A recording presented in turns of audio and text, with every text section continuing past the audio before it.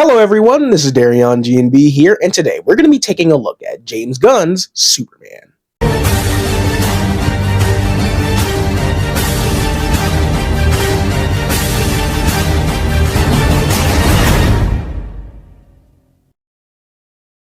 Superman, directed by James Gunn, is the start of a whole new era of DC and released in July of 2025. The story centers around Clark Kent after 3 years of being Superman, putting himself in the middle of a conflict between two countries, in which he gets a lot of flack for. But little does he know, it's all a scheme orchestrated by billionaire Lex Luthor as a means to ruin and kill the Man of Steel once and for all.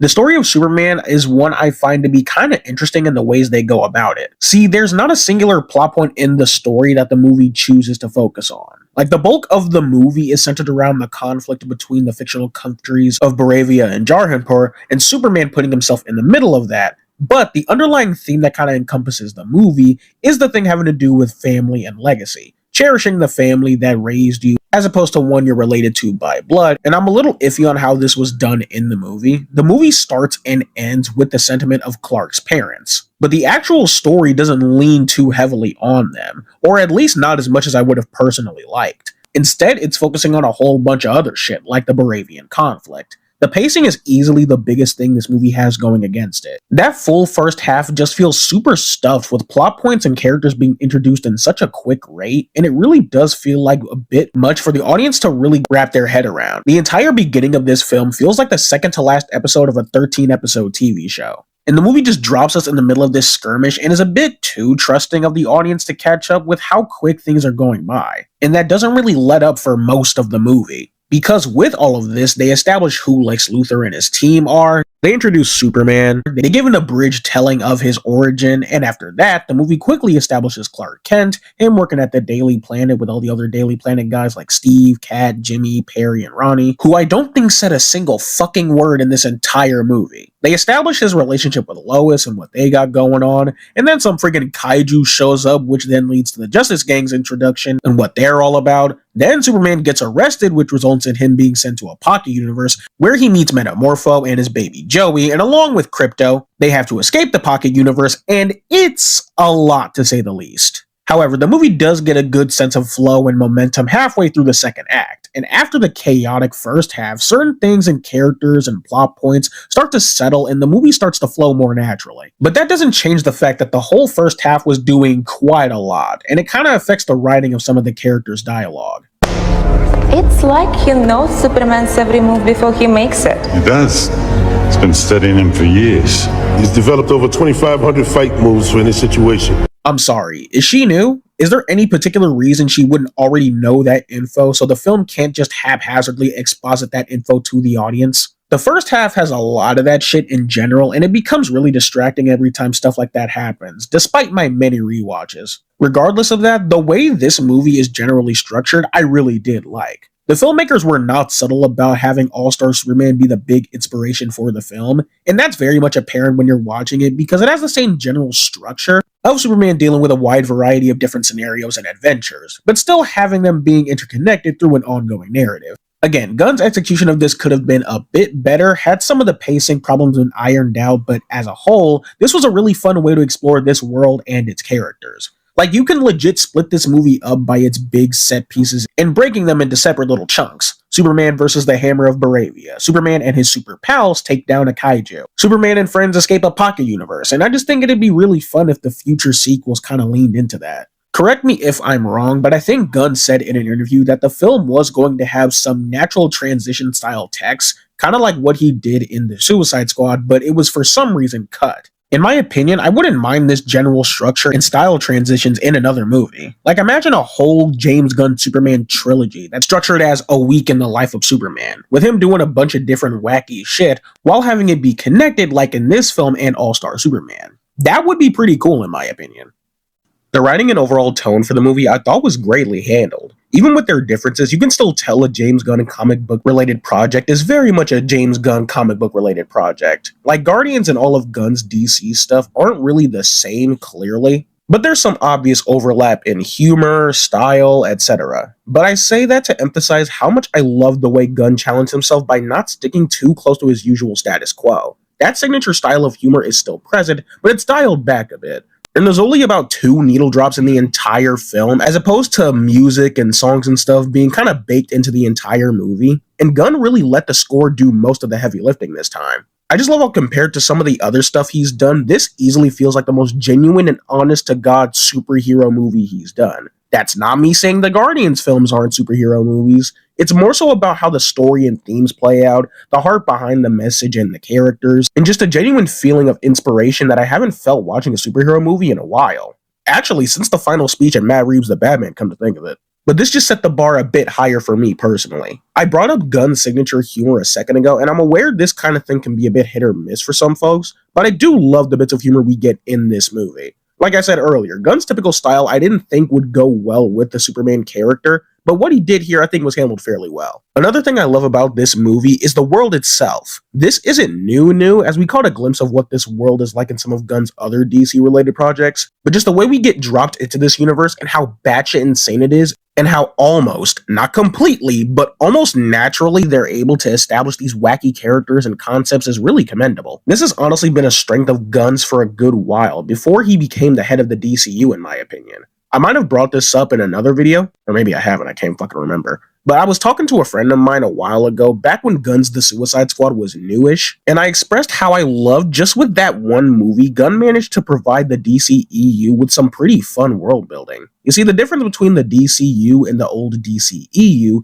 is while these wacky characters like Metamorpho, Crypto, Baby Joey, and all that, giant kaijus and interdimensional imps are just kind of the norm here. We as an audience just get dropped into the middle of this wide and fantastical universe, and we're just seeing all this shit unfold before us. With the DCEU, we saw the beginnings and up and comings of a lot of heroes, their stories, and the villains that came with them. Gunn's The Suicide Squad then just has him randomly establish niggas like Calendar Man, Savant, Weasel, Polka Dot Man, and fucking Mongal, etc. As villains, our heroes have casually encountered over time, and it was really fun. And I'm glad he brought that sense of direction to this new universe, where superpowered beings have casually existed for centuries. Superman's been active for just a few short years now. Guys like Batman and the Green Lanterns have been up and about for quite some time. There's even a mural in the Hall of Justice depicting all of the world's previous heroes and stuff, which is really fucking cool. And it's all just a really fun lens to introduce us into this new world. This movie's also a bit more politically charged than I initially thought it'd be. Now, obviously, based on the trailers and past Superman media in general, I knew this movie was going to dip its toes into political subject matter, and for a Superman story, I'm all for that. And I love most of what they did with it here. The thing I find most fascinating is the subplot between Jarhanpur and Baravia. The reason I find it fascinating is just how non-subtle it is about it being a sort of allegory for the real-world conflict between Israel and Palestine. I guess the thing I find fascinating is the choice to have a situation that's still currently ongoing as the base for the story of your superhero film. I can imagine some folks not being too fond of this, thinking it may hit a bit too close to home. But to me, with the way it's utilized throughout the story and the ways it displays the core nature of Superman and some of the other heroes, I think it worked pretty well. The characters all around I thought were freaking incredible. To go over the smaller guys before we move into the big hitters, I really did enjoy the Daily Planet crew. Despite their very small role, all their interactions they had with either Clark, Lois, or just amongst each other were really fun. I'll say another one of my gripes with this film is just not enough traditional Superman stuff was used in it. The Daily Planet crew being one of them. Perry, Steve, and Kat had some fun lines here and there. I've seen a lot of people be divisive over this incarnation of Jimmy Olsen, funnily enough, but to me I thought all the shit with him was pretty funny. I dug how he had this whole mini subplot with Lex Luthor's girlfriend, as he tries to get more dirt on Lex. It's just really random and dumb, but fits pretty well for Jimmy Olsen. The divisive part, however, comes from how he acts. He's a bit of a dick to Eve sometimes, but I don't think that inherently makes him an unlikable character. I don't know, I didn't mind this Jimmy. I thought the stuff with him was fun. Bringing it on over to Lex's crew, I like how these guys kind of serve as a parallel to the Daily Planet crew. Yeah, while you've got the Daily Planet gang flying around in air saucers, you have Lex and his gang throwing around codes to kick Superman's ass. And I guess my favorite thing about them is how much they respect Lex, and clearly how much faith he has in them to get shit done. The only notable one by name was Otis, but he kind of acts nothing like Otis from the old Christopher Reeve Superman films, so I guess it's not meant to be anything more than an Easter egg. The Justice Gang, and I'll just lump Metamorpho in with them, I thought were a fun inclusion in the film.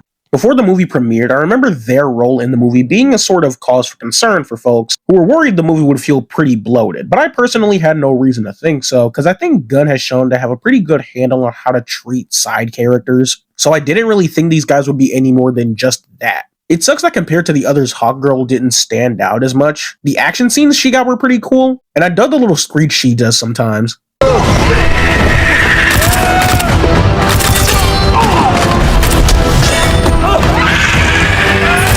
But yeah, I'm still glad she was in this. I just wish she had more to her. Metamorpho I also thought was pretty fun. I think all the action with him was cool. The way they established and utilized his powers were really interesting as well. I know in the comics his power isn't exactly turning into any element, but I think for this movie, they wanted to take cues from the DCAU interpretation. And I kind of like it because it's more wacky and chaotic. Guy Gardner Green Lantern was a blast. They toned down his douchey tendencies a bit, but he was still pretty good nevertheless.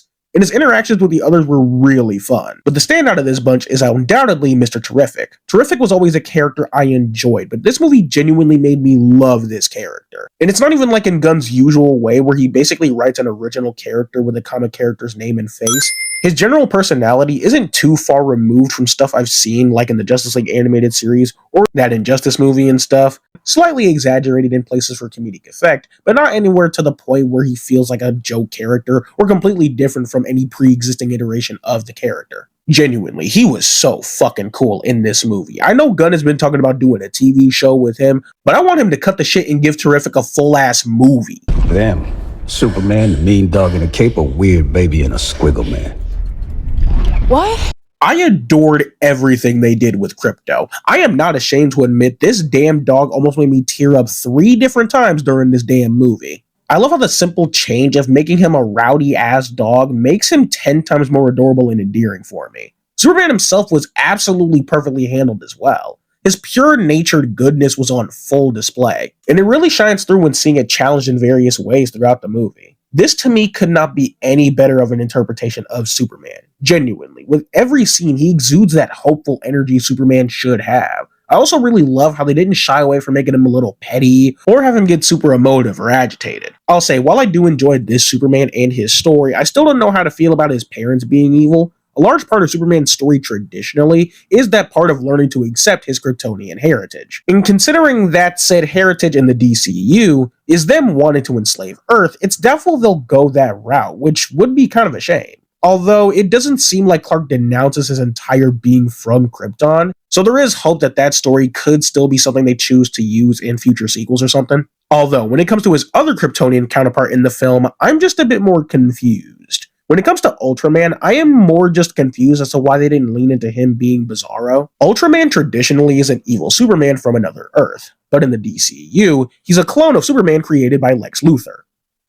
Kinda like how Bizarro was a messed up clone of Superman created by Luthor in the animated series. Hell, you could have just went to Superman and Lois route by using the Ultraman moniker before exposing and revealing the more deformed scars and features. But Superman's relationship with Lois, I as well couldn't get enough of. I like how this movie has them be in a bit of a rocky spot for most of it. Their chemistry was amazing, and when they get together, it feels naturally earned.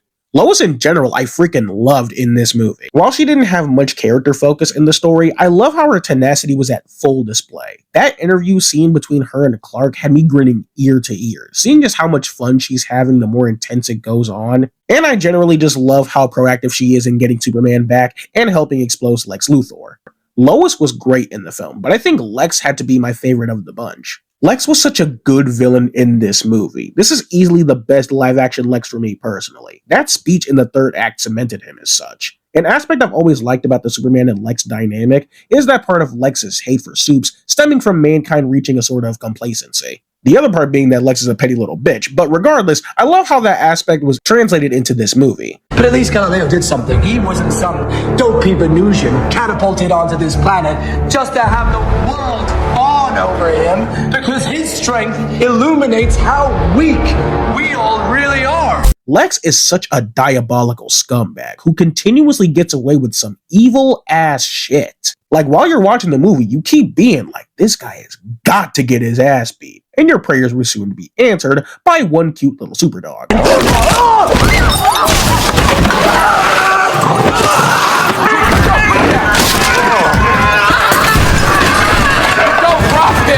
While it does bring in a drastic tone shift for the scene, I think this little bit was kind of necessary after how much shit Lex was stewing throughout the film. This man needed to get knocked down a peg. The cast all around was pretty much perfect, and I am quite literally not exaggerating. Not a single miscast throughout this entire thing, genuinely. It's really impressive. Corrin Swett, Brosnahan, and Holt all have made clear impacts on these characters with their performances. Everyone from the Justice Gang and the Daily Planet crew I think were greatly cast. I loved Pruitt Taylor Vance and Nev Howell as the Kents. Them leaning so heavy on the Kansas farmer thing is such a nice touch. As a whole, Superman is a pretty weirdly put together movie that tasks itself with introducing us to a wider universe through this chaotic set of events. That leaves the pacing feeling like it goes a mile a minute with very brief moments of brevity. However, it picks up in its second half and the story was smooth sailing till the end. All the characters I found to be great, the cinematography and action scenes were pretty solid, the story was greatly topical and was sincerely emotional,